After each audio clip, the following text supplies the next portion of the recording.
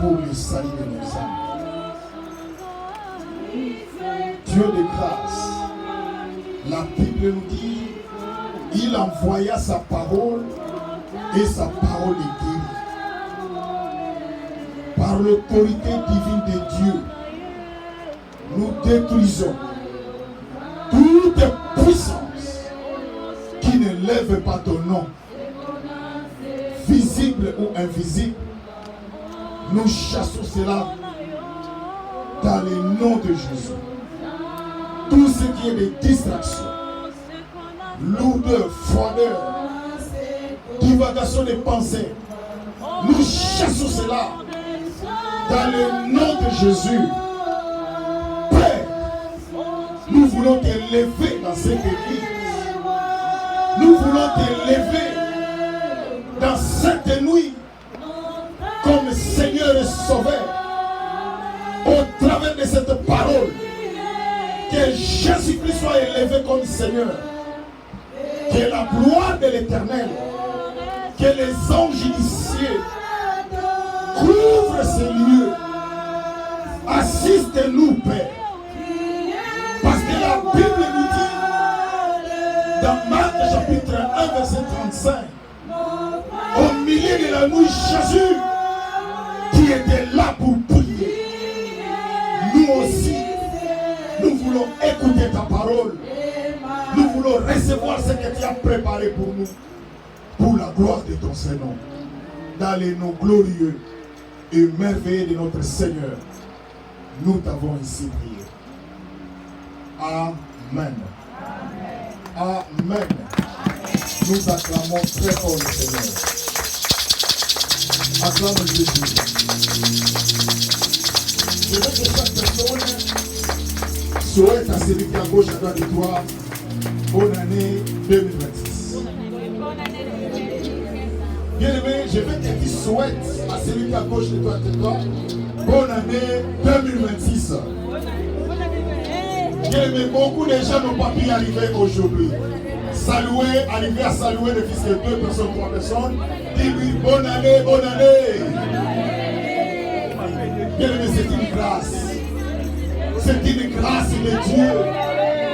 Bien aimé, Dieu nous a protégés. Pendant que les autres sont dans les hôpitaux, pendant que les autres n'ont pas pu se lever, mais Dieu nous a fait. Oh God. Bonne année, ma soeur. Merci Seigneur. Bien aimé, écoute-moi. Nous allons ouvrir nos Bibles.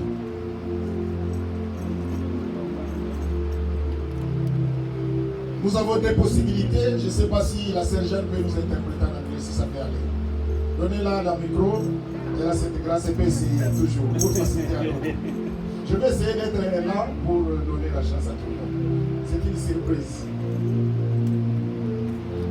Je vais d'abord utiliser l'intelligence de la Bible. Bien aimés, soyez forts. Je sais que nous sommes la nuit. Beaucoup de gens ont la fatigue. Il y a d'autres personnes qui n'ont pas pu dormir. Mais faisons l'effort d'écouter la parole. Dans quelques minutes, nous allons entrer dans la prière pour préparer l'année 2026. Je vais utiliser l'intelligence artificielle dans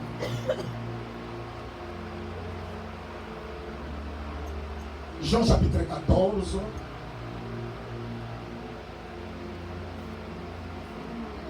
Jean chapitre 14, du verset 16.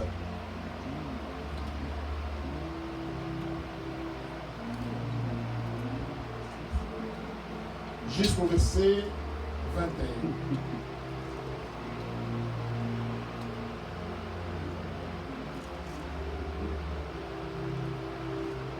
Moi, je prierai le Père, et il vous donnera un autre consolateur, afin qu'il demeure éternellement avec vous, l'Esprit de vérité, que le monde ne peut recevoir, parce qu'il ne le voit point et ne le connaît point, mais vous, vous le connaissez, car il demeure avec vous, et il sera en vous. Je ne vous laisserai pas orphelins, je viendrai à vous. Encore un peu de temps, et le monde ne me verra plus, mais vous, vous me verrez, car je vis, et vous vivrez aussi.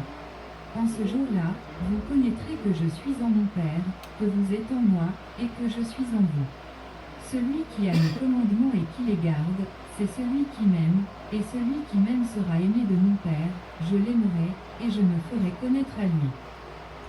Nous allons aussi lire en anglais Jean chapitre 14, verset 16 jusqu'au verset 21.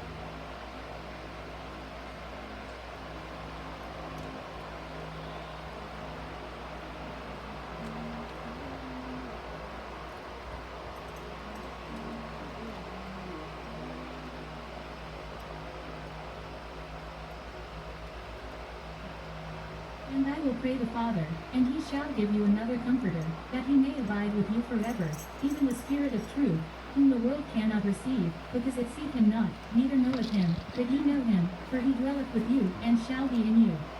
I will not leave you comfortless, I will come to you. Yet a little while, and the world seeth me no more, but ye see me, because I live, ye shall live also. At that day ye shall know that I am in my Father, and ye in me, and I in you. He that hath my commandments, and keepeth them, he it is that loveth me, and he that loveth me shall be loved of my Father, and I will love him, and will manifest myself to him. And I... L'Église, je voulais parler de vous dans cette année 2026. Je vais vous parler sur le consolateur. La Bible nous dit, dans les textes que nous venons de lire, c'est Jésus qui parle. La Bible nous dit, selon les textes, Jésus dit, et moi je prierai le Père, et il vous donnera un autre consolateur, afin qu'il demeure éternellement avec vous. Il dit dans le verset 18, je ne vous laisserai pas orphelins, mais je viendrai en vous. Église, peuple de Dieu, Dieu nous a fait grâce. Aujourd'hui, nous sommes dans l'année 2026. Pourquoi je vais vous parler d'un consolateur? La Bible nous dit, Jésus, lorsqu'il est arrivé sur cette terre, il était entouré par les disciples. Jésus avait ses disciples. Un jour, je vous ai donné la différence qui existe entre un disciple et un apôtre. Un disciple, c'est quelqu'un qui apprend. Mais un apôtre, c'est quelqu'un qu'on appelle un envoyé. J'ai parlé à l'église. J'ai expliqué que Dieu, nous sommes ses disciples. Un disciple, c'est quelqu'un qui apprend de son maître. Je parle encore de l'église. Ce qui est plus important, la Bible nous dit, ce qui nous intéresse, c'est plus le verset 18. Il dit, je ne vous laisserai pas orphelins, mais je viendrai en vous. Jésus parle des orphelins. Moi qui est devant vous, je suis orphelin de père et de mère. Peut-être toi qui me suis, peut-être tu es un orphelin de père, ou bien de mère, ou bien de père et de mère. Mais Jésus parle des orphelins. Un orphelin c'est qui? Un orphelin c'est quelqu'un qui est abandonné. Or que lorsqu'une personne a ses parents sont là pour prendre soin de lui. Mais un orphelin, il est seul. Nous avons vu dans l'histoire de ce monde les gens qui sont devenus des orphelins. Je me rappelle encore un jour quand ma mère est morte. Quand elle était malade, on était là pour chercher sa solution. On allait des hôpitaux à hôpitaux. On changeait les endroits pour chercher la guérison. Mais or, ma maman, elle avait sa soeur. Mais aucun jour, sa soeur s'est présentée. Je me rappelle encore un jour, on lui a fait une piqûre. Et comme l'infirmier ne savait pas comment faire la piqûre avec la seringue, il y a des sangs qui coulaient. Et je me rappelle encore, c'était ma femme qui devait toucher même le sang de ma mère. Un jour, ça prie au Seigneur qu'il prenne son âme. Je me rappelle encore le jour qu'elle est morte. Je n'étais pas là. C'est mon petit frère qui m'appelle. Il dit, maman est morte. L'église, être un orphelin, ce n'est pas facile. Et quand nous sommes allés, comme j'étais le seul garçon qui était l'aîné, et puis j'étais comme un responsable, c'est moi qui devais prendre soin de tout. Je devais m'en charger de tout. Le corps était là. Mais je vais voir le corps de ma mère. Depuis qu'elle est morte, je vais la voir le lendemain à 4 h du matin. Parce que j'étais au four au moulin. Tout le monde dormait. Vers 4 h, je me mets devant son cercueil. Je regarde le corps. Je commence à pleurer. Je pense des bons moments qu'on passait avec elle. Quand je l'ai vue à 4 h, j'étais seul devant le cercueil. Et après cela, je vais encore perdre mon père. Je me rappelle encore l'église. Suivez-moi très bien les choses que je parle. Personne n'était là pour m'aider. Je devais aller chercher des instruments. Je devais aller chercher les chaises. Moi qui ai perdu ma mère. Avec la peine, personne ne peut m'aider. Je me rappelle encore ces jours-là, j'étais encore pasteur. Et même les fidèles que je dirigeais dans l'église n'étaient pas là. Je vais aller chercher une voiture. Mais le jour qu'on va aller l'enterrer, je ne suis pas allé. Parce que j'étais très fatigué, je ne pouvais pas aller. L'église, écoute-moi. Être un orphelin, c'est quelqu'un qui est seul. J'ai été abandonné à l'âge de 12 ans. Je n'ai personne pour payer mes frais scolaires. Et c'est à cet âge-là que j'ai crié à Jésus. Je me rappelle encore à l'âge de 12 ans. À cette époque-là, quand on priait, on nous a chassés de la maison à cause de Jésus. Je suis allé dormir chez un ami frère. Un jour, ce frère-là me dira, tu vis avec moi. On est ensemble avec moi ici à la maison. Si quelqu'un me cherche, dis-lui, je ne suis pas là. Je lui ai dit oui. Si quelqu'un vient te chercher, je lui dirai que tu m'as dit tu n'es pas là. Et elle a mis en question l'église. C'est fâché. Il m'a dit, moi je t'ai dit de dire aux gens que si les gens me cherchent, mentez-les que je ne suis pas là. Mais toi, tu s'es opposé à moi. Orphelin que j'étais l'église. Cet homme-là, au lieu de me chasser, parce que je n'avais pas l'endroit où je peux aller dormir. Au lieu de me chasser, il m'a dit, le matin quand on s'est réveillé, il m'a dit, sortez, je voulais fermer la porte. C'était sa maison. Je sors, je reste dehors. Depuis qu'il est sorti dehors, je n'ai pas mangé. Il va revenir à 23 h du matin. Il me trouve dehors, je suis à télé là-bas. Parce que je ne sais pas où aller. moi qui vous prêche. Et quand j'entrais, avec cette fatigue-là, j'étais dehors. Le lendemain, encore le matin, il me dit, je vais sortir.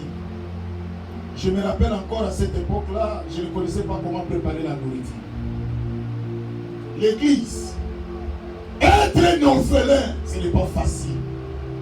Pourquoi je parle de cette histoire? Pour vous dire que Jésus a dit, je ne vous laisserai pas orphelin. Moi, Dieu, je viendrai en vous. Ma soeur, mon frère, peut-être moi, je suis orphelin physiquement. Mais cet orphelin que je suis en train de parler maintenant, ce n'est pas l'orphelin de perdre une maman ou un père. Et vous devez savoir l'église. Un jour, Jésus était avec ses disciples. Il leur dit, je prierai le Père, il vous donnera un consolateur. Église, écoute-moi. Comment une personne peut être normale? Jésus leur prépare un consolateur. Or, dans la Bible, le mot consolateur vient du mot parakletos. Cela veut dire celui qui vient au secours d'eux, celui qui vient à l'aide d'eux. C'est ce qu'on appelle consolateur. Moi, je pose la question à l'église. Comment Jésus savait que les disciples avaient besoin d'un consolateur? Aujourd'hui, je vais dire à quelqu'un, ma soeur, mon frère, écoute-moi. Je ne serai pas long. Mais je vais te parler d'un consolateur. Le monde que nous vivons, c'est un monde de méchants. Le monde que nous vivons, c'est un monde d'ingratitude. Tu peux faire du bien à quelqu'un, mais un jour, ce qui va te retourner, ça sera merci à mon message. Maintenant, nous sommes pendant les fêtes. Tout le monde, vous avez reçu des appels. Les gens vous appellent. Même ceux-là qui ne vous appellent pas. Non, non, je voulais seulement te dire bonjour. Mais au fait, ce n'est pas bonjour. Il a besoin que tu interviennes, que tu lui envoies quelque chose. Mais tu fais l'effort, tu les envoies quelque chose. Mais les mêmes personnes que tu as aidées, ce sont eux qui te critiquent. Ce sont eux qui parlent du mal de toi, ma soeur. J'ai toujours l'habitude de dire aux gens, celui qui est ton ami, c'est celui que tu regardes en face. Mais celui qui t'a donné le dos, il n'est plus ton ami. Parce qu'il est capable de tout. Même celui qui t'a donné ton cœur, ton amour. Combien dans ce monde nous voyons des choses. Un jour, je vous ai prêché l'église.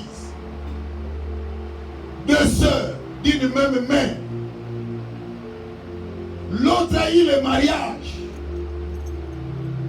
L'un a eu le mariage, mais l'autre n'a pas encore eu le mariage.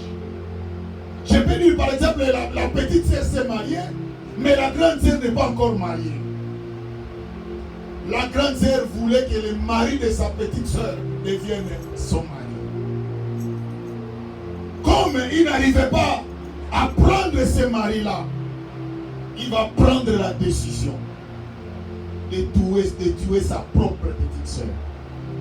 Le monde que nous vivons. Je connais l'histoire de l'église.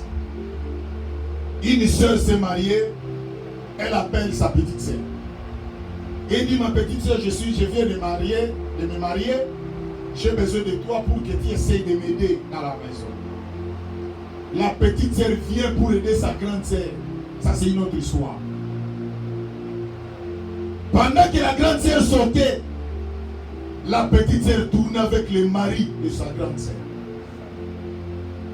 Et comme il faisait cette vie-là, la petite sœur va tomber enceinte du mari de sa grande sœur. Elle ne pouvait pas garder cette grossesse parce que c'est la honte de la famille. Elle va avorter. Comme ça continuait, elle va encore tomber enceinte pour la deuxième fois. Elle avorte encore. Elle tombe encore enceinte pour la troisième fois. Elle avorte encore. Mais un jour, Dieu va faire grâce à la petite sœur. Elle trouve son mari. Et le mari vient. Un homme riche. Un homme beau. Un homme avec toutes les capacités possibles. Elle marie la fille. Mais la femme là n'était pas heureuse. Elle ne mettait pas au monde. Pourquoi? Un jour, son mari l'appelle. Il dit, j'ai beaucoup d'argent. J'ai tout. Je te donne tout ce que tu as besoin. Qu'est-ce qui ne va pas dans ta vie? Pourquoi tu es en train de m'écrire? La petite sœur ne pouvait pas dire un mot. Un jour, Dieu va toucher le cœur de cette femme-là. Il y a un homme de Dieu qui prêchait la parole. Il y a une parole de connaissance qui va sortir. Il dit à une sœur dans l'assemblée, pour savoir que c'est toi, regarde ce que tu as fait, regarde ce que tu as fait. Mais l'homme de Dieu a parlé ça d'une façon sage. La sœur vient voir l'homme de Dieu. Il dit, l'homme de Dieu, tout ce que tu as parlé, c'est moi. L'homme de Dieu lui dit, pour que Dieu intervienne dans ta vie, tu dois aller voir ta grande sœur, lui dire tout ce que tu as fait avec son mari. L'église, écoute-moi. Jésus a dit, je vous enverrai le consolateur. Pourquoi Jésus avait préparé le consolateur sur cette terre? Parce qu'il savait que nous serons dessus. Celui qui te trahira, ma soeur, ce ne sera pas quelqu'un de loin. Celui qui va te détruire dans la vie, mon frère, ça ne sera pas quelqu'un de loin. Voilà pourquoi Jésus dit, je vous enverrai les consolateurs. L'église, nous sommes dessus. Nous vivons des déceptions de part et d'autre. Voilà pourquoi ce soir, aujourd'hui, je vais te dire, tu as besoin de quelqu'un qui va te consoler. Vous savez, la consolation humaine n'est pas suffisante. Je connais une amie. C'est elle qui a détruit le mariage de son ami. Elle est allée voir le mari de son ami pour dire que non, il a créé de fausses histoires. Comme il y a aussi d'autres maris, ils n'ont pas la sagesse et l'intelligence, ils croient qu'il y a des choses qu'il n'a pas vérifiées. Il chasse sa femme, il se sépare avec sa femme. Mais celui qui va être la première personne à consoler cette fille-là, c'est lui qui a détruit son mariage. L'église, ma soeur, je ne connais pas ton problème. Dieu nous a fait grâce. Nous avons traversé toute l'année 2025. Il y a des hauts et des bas. Il y a des déceptions. Tu as aimé quelqu'un, tu as donné son cœur. Mais ce qui te retourne, c'est merci à mon descendant. Mais je vais te dire, ne te décourage pas. Jésus avait prévu, il y a un consolateur. Celui qui est à côté de toi, celui qui peut te consoler. Le monde ne te consolera pas. Le monde que nous vivons, ils ont seulement besoin de ce que nous avons. Un jour, j'ai donné un verset biblique ici. J'ai dit que quelqu'un a des moyens, les gens viennent autour de lui. Mais quelqu'un qui n'a rien, les gens ne viendront pas. Ma soeur, mon frère, Jésus a dit, je prierai le Père, il vous enverra les consolateurs. Tu as besoin de quelqu'un pour cette année. Tu as besoin de Jésus dans ta vie. Parce que c'est Jésus qui peut te consoler ton cœur. Même ton mari. Vous savez, dans la vie église, il y a d'autres l'argent que quelqu'un peut te donner. Cela ne consolera jamais ton cœur. Cela ne va pas combler le vide qui est à toi. Mais Jésus est notre consolateur. Dis à celui qui est à gauche, à droite de toi, Jésus est mon consolateur. Parle à celui qui est à gauche, à droite, Jésus est mon consolateur. Je ne connais pas ta déception, mon frère. Je ne connais pas ton problème. La Bible dit, Jésus dit, je vous enverrai le consolateur. Il sera là. Il sera là pour toi. Je connais, peut-être tu as traversé l'année 2025 devant des situations que toi tu ne connais pas. Les gens t'ont créé des fausses histoires. Les gens t'ont détruit. Laisse-moi te dire, tu n'as pas le temps de faire tout ça. Mais le consolateur est là. Bien-aimé, tu as fait des programmes. Dans l'année 2025, tu avais fait une planification. Tu pensais que ceci, cela va s'accomplir. Mais cela ne s'appuie, ne sait pas se réaliser. Ne t'en faites pas. Le consolateur qui était avec toi dans l'année 2025, c'est lui qui entre avec toi dans l'année 2026. Et ce consolateur, il t'accordera la victoire. Parce que dans la vie que nous vivons, même si tu échoues hier, même si tu échoues aujourd'hui, mais encore demain qui t'attend. Et le Dieu que nous servons, la Bible t'appelle, il est le même hier, aujourd'hui et éternellement. Voilà pourquoi aujourd'hui, je vais parler à quelqu'un. Il y a des fois tu te dis, qu'est-ce que je vais faire? Qu'est-ce que je vais faire dans ma vie? Mais moi je te dis aujourd'hui, le consolateur qu'on appelle Jésus, mon frère, ma soeur, si nous sommes arrivés jusqu'à cette année, ce n'est pas parce que nous avons fait du bien à quelqu'un, mais c'est parce que Dieu était avec nous. Parce que Dieu était à notre côté. Nous avons traversé des moments très difficiles. Très difficiles, l'Église. Vous savez, le monde que nous vivons, c'est un monde qui nous crée des problèmes. Il y a des fois, tu n'as rien fait. Mais parce que quelqu'un t'avait vu avec une soeur ou avec un frère, il dit que c'est ta femme. Mais au fond de toi, tu connais que tu n'as rien fait. Il y a d'autres personnes qui t'ont considéré comme tel. Mais aujourd'hui, je vais dire à quelqu'un, ta mère peut t'abandonner, ton père peut t'abandonner, tes amis peuvent t'abandonner. Mais Jésus, c'est lui qui est le consolateur. Il a dit, je ne vous laisserai pas orphelin. Moi, je viendrai en vous. Un orphelin, c'est quelqu'un qui vit seul. Tu peux être avec ton mari, mais tu es un orphelin. Tu peux être avec tes parents, mais tu es un orphelin. Moi qui vous prêche, j'ai été orphelin de père et de mère. Avant même mes parents étaient vivants. Abandonné. Je ne connais même pas là où je vais manger. C'est pour cela dans ma vie, j'ai une détermination, l'Église. Je n'abandonne jamais lorsque je fais quelque chose. Et je suis un homme déterminé. Je ne savais même pas comment m'habiller. Je me rappelle encore, il y avait une famille. Les amis là, leur papa avait des moyens. Lorsque ils s'habillent, ils laissent ses habits, c'est moi qui va prendre ça. Ils sont là. Mais laisse-moi vous dire, pendant ce moment-là, les consolateurs étaient là.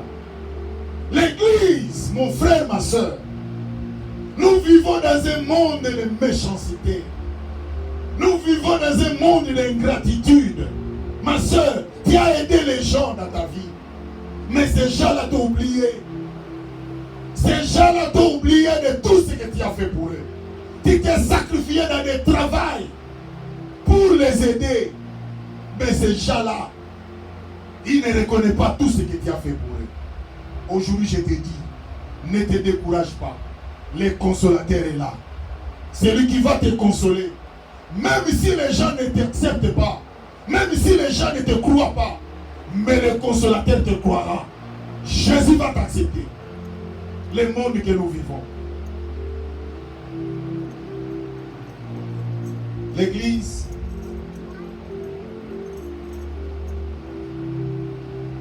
pendant que j'ai parlé ici, aujourd'hui je profite aussi pour vous parler. J'ai parlé un peu avec les gens qui étaient avec vous. J'ai travaillé dans une compagnie où j'ai donné tout ce que je pouvais donner. Un jour, Je viens au travail. Dans la liste de mon nom ne se figure pas. Premier jour, le nom n'est pas là. Deuxième jour, le nom n'est pas là. Troisième jour, le nom n'est pas là. Je prie le Seigneur. Je pars au travail. J'ai parlé à tous les amis dans le travail. Je les ai dit. Il y a un ça ne va pas pour moi ici dans cette compagnie. Il y a même notre maman ici. Son fils travaille aussi là-bas. Je lui ai même parlé. Un jour, je parle de ça devant la caméra. Je suis un homme de preuves. Je suis un homme qui détient des preuves. Quand je parle de quelque chose, j'ai des preuves. J'ai même une lettre que j'avais faite pour acquiser la compagnie. Un jour, je vais vous balancer cela. Et j'ai refusé pour dire que je n'ai pas les moyens pour engager des avocats. Mais quand j'ai prié, Dieu m'a dit, moi je suis le consolateur. L'église, écoute-moi. Je ne connais pas ma soeur. Ce que tu as traversé cette année 2025 et aujourd'hui Dieu t'a fait grâce d'entrer dans l'année 2026.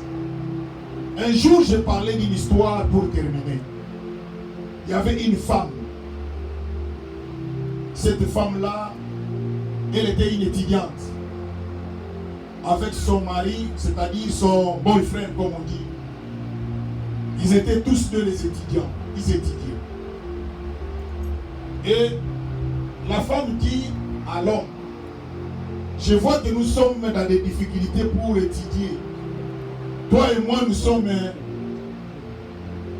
femmes et hommes. Il serait souhaitable que moi, j'arrête mes études. Je vais aller travailler comme domestique dans une famille. Comme ça, dès que je suis domestique là-bas, l'argent que je vais commencer à gagner, je vais commencer à te payer les frais scolaires et académiques. Regarde-moi, Église, ce que cette fille-là va faire. Ce garçon-là n'est pas le membre de sa famille. Mais cette fille-là se sacrifie pour ce garçon. Il paye les frais académiques de ce garçon. Ce garçon va terminer l'université. Dieu va lui faire grâce. Quand il a terminé, c'est alors que la fille va commencer maintenant à étudier. Cette fille-là a eu le retard dans sa vie à cause de ce garçon. Et qu'est-ce qu'il va dire? Comme ça, toi, tu as terminé, moi maintenant je peux commencer. Le garçon a eu un bon travail. Il était devenu un cadre dans une entreprise de la place. La femme était très contente. La femme était très joyeuse de voir que celui qui est mon copain, celui qui est mon fiancé, il a terminé les études. Nous nous sommes sacrifiés ensemble. Nous avons bâti cette maison ensemble. Mais l'homme, lorsqu'il est devenu cadre, il commence à faire des réunions avec des grands hommes d'affaires. Il vient vers la fille. Il dit à cette femme-là, je ne peux plus continuer avec toi. Toi et moi, on arrête. Pourquoi? Il vit la trempe que j'ai maintenant. Je ne peux plus vivre avec toi. Je préfère couper avec toi. Que tu fasses ta route, moi aussi je fasse la mienne. Regarde le choc. Regarde le choc de l'église que cet homme et cette femme avait. Celui qui lui a investi, l'homme l'a abandonné. Bien-aimé, écoute-moi, peut-être aussi c'est ton cas. Je connais encore l'histoire. Une femme, son homme a eu de l'argent, beaucoup d'argent. À l'époque là, l'Europe. Il est allé cacher cet argent. Et l'homme a été arrêté à la police. Maltraité. Mais il a accepté d'endurer la souffrance dans la prison. Mais la femme la soutenait. La femme savait où se trouvait l'argent. La femme gardait cet argent. La femme vient au pays. Là, son mari est toujours à la prison. La femme achète une grande maison, une grande parcelle. Elle construit une grande maison, des appartements, des hôtels avec l'argent de son mari. Cela n'est pas donné à toutes les femmes. Une femme très fidèle. Elle n'a pas regardé que son mari est à la prison. Mais elle a dit non, ça c'est mon homme, il faut qu'on fasse quelque chose. La femme a souffert, elle a tout fait. L'homme a fait 10 ans de prison. Et quand l'homme est sorti, l'homme est venu dans la maison qu'ils ont construite par la femme. Tellement la maison était grande, il y avait même des clients, il y a des gens qui venaient pour prendre les appartements. L'homme est devenu riche. Elle a oublié la femme là qui avait fait tout pour elle. Et curieusement, elle prend une autre femme. Et cette femme qu'elle a prise là, cette femme lui demande de tuer sa femme, la première femme. L'homme accepte aussi de tuer cette femme. Et aujourd'hui, je te parle, cette femme est morte. Et l'homme est resté avec la gloire. Écoute-moi l'église. Le monde que nous vivons, le consolateur est là. Je ne sais pas qu'est-ce que tu as fait pour les gens. Ma soeur, mon frère, qu'est-ce que tu as fait pour ta famille? Qu'est-ce que tu as fait pour tes amis? Tu as aidé les gens, mais ce sont les premiers à oublier tout ce que tu as fait pour eux. Ce sont les premiers à te critiquer. Ce sont les premiers même à chercher à te sacrifier. Aujourd'hui, je te parle. Tu n'es pas seul. Jésus est avec toi. Tu n'es pas seul, maman. Dans cette année 2026, tout ce qu'ils ont fait dans l'année 2025, comme ils n'ont pas pu supprimer ta vie, comme tu es vivant, le Dieu qui t'a gardé dans l'année 2025 te gardera aussi dans l'année 2026.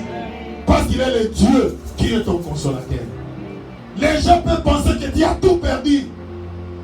Tu peux perdre un mari, tu peux perdre une femme, tu peux perdre de l'argent, mais tu n'as pas perdu Jésus qui est le consolateur. Le consolateur est là. Malgré la souffrance, malgré les difficultés, il est là, il te dit, ma fille, sois patiente. Mon frère, sois patient. Moi, Dieu, je suis de ton côté. L'église, le monde que nous vivons, c'est un monde de méchants. Qu'est-ce que nous pouvons faire? Nous sommes dessus. Il y a des fois, nous nous posons la question, est-ce que je peux encore aider les gens? Est-ce que je peux encore faire du bien aux gens? Ma soeur, n'attendez pas que les gens vous remercient. Parce que le monde ne vous remerciera jamais. Et c'est les intérêts qui comptent. Mais toi, regarde devant et continue ta route. Comme Dieu t'a laissé en vie, tu as traversé l'année 2025. Mais Dieu t'a fait entrer dans cette année 2026. C'est-à-dire Dieu a une mission pour toi. Dieu a une raison qui t'a laissé en vie. Il y a des choses qui n'est pas encore finies que Dieu va faire avec toi dans cette année 2026. Voilà pourquoi je vais dire à quelqu'un, ne te décourage pas. Le consolateur est là. Cette nuit, nous allons prier Dieu. Je t'en prie, bien-aimé, ne rentre pas à la maison. Cherche Dieu. Prie. Il y a des choses qui nous attendent. Tu as besoin de Dieu dans ta vie. Le consolateur est là. Jésus a dit, je prierai le Père. Il vous donnera le consolateur. Peut-être que tu voulais réaliser quelque chose. Cela ne s'est pas réalisé. Mais ne te décourage pas. Dans la vie, même si tu tombes, lève-toi. Essuie tes habits et continue la route. La route est encore longue. Nous pouvons encore aller plus loin avec Dieu. Ne pensez pas que la situation que tu as traversée dans l'année 2025, c'est la fin. Non. Tu as encore une chose à faire avec toi dans l'année 2026. Je vais vous donner des témoignages de ma vie après. Je vais vous témoigner ce que moi j'ai enduré dans l'année 2025. Un jour, j'étais en train de prier. Dieu m'a dit, ne mangez plus, ne buvez plus de l'eau jusqu'à cet âge, chaque jour. Je te dirai à quel moment que tu vas arrêter. Je ne comprenais pas. J'étais en voyage. Il y a un pasteur. Il est allé en prière ici aux États-Unis, dans un autre state. Pendant qu'il priait, Dieu leur donne mon nom. Je ne le connais pas, il ne me connaît pas. Et pendant qu'il priait, il y a ma petite soeur qui était aussi là dans cette prière-là. Il dit, Dieu me donne le nom de quelqu'un, il est pasteur, son nom c'est Gabi. Ma petite soeur dit, c'est mon grand frère. Il m'a dit, je vais lui parler. J'ai besoin de lui parler. Et quand j'étais en Afrique, j'ai parlé avec cet homme-là. Il m'a dit des choses. Il m'a dit que tu vas traverser des moments difficiles. Mais laisse-moi te dire, Dieu est avec toi. Et l'Église, des choses que j'ai vécues, je vous parlerai. Et je vais même vous expliquer, pendant qu'on était même dans notre prière de 21 jours, il y a d'autres jours, vous ne m'avez pas vu dans la prière. Je vous dirai le pourquoi. J'ai compris dans ma vie, tout le monde peut t'abandonner, mais Jésus ne t'abandonnera jamais. Voilà pourquoi, ma soeur, mon frère, nous sommes venus cette nuit pour demander à Dieu, Seigneur, tu es mon consolateur. Regarde cette situation que je suis en train de traverser. Regarde ce que j'ai pensé. Mais Seigneur, je ne me décourage pas. Je sais que tu es là. Tu es mon consolateur. Lèvons-nous et nous allons prier.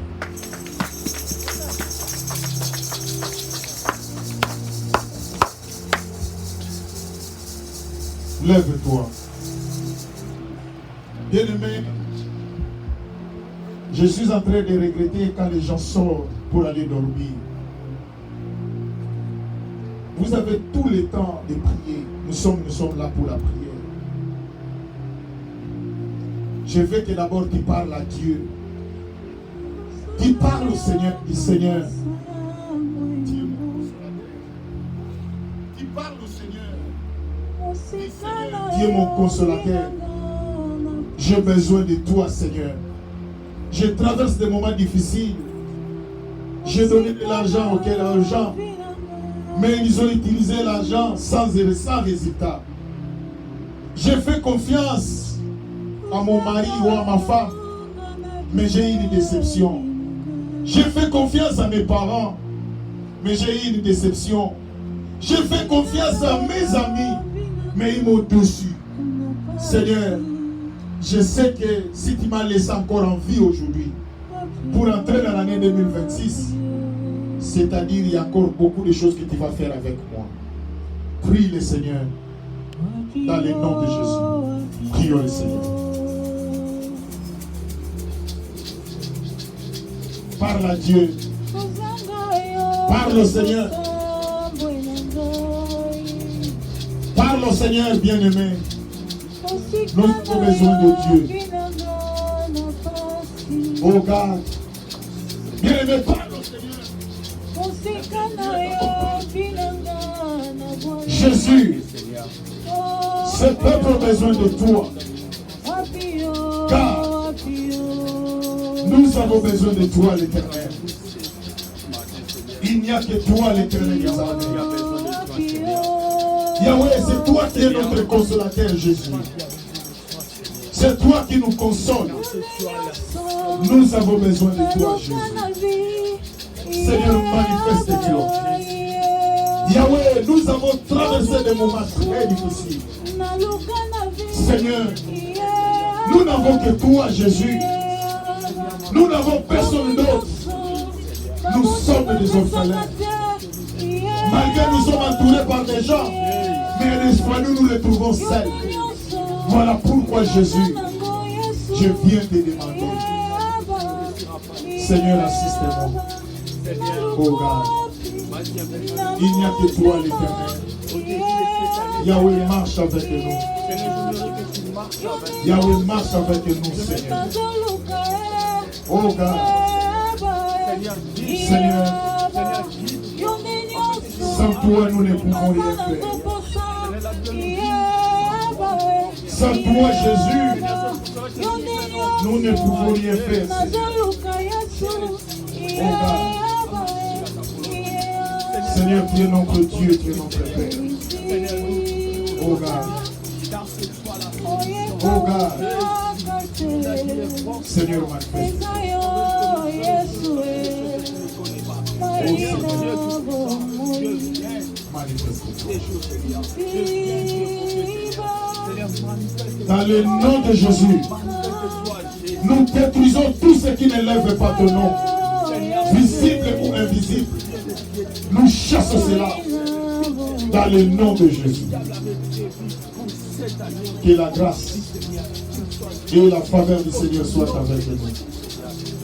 Dans les noms glorieux et merveilleux de notre Seigneur, nous t'avons ainsi. Amen. Amen. Nous allons nous asseoir et nous acclamons très fort le Seigneur. Acclamons Jésus. Acclamons Jésus. Amen.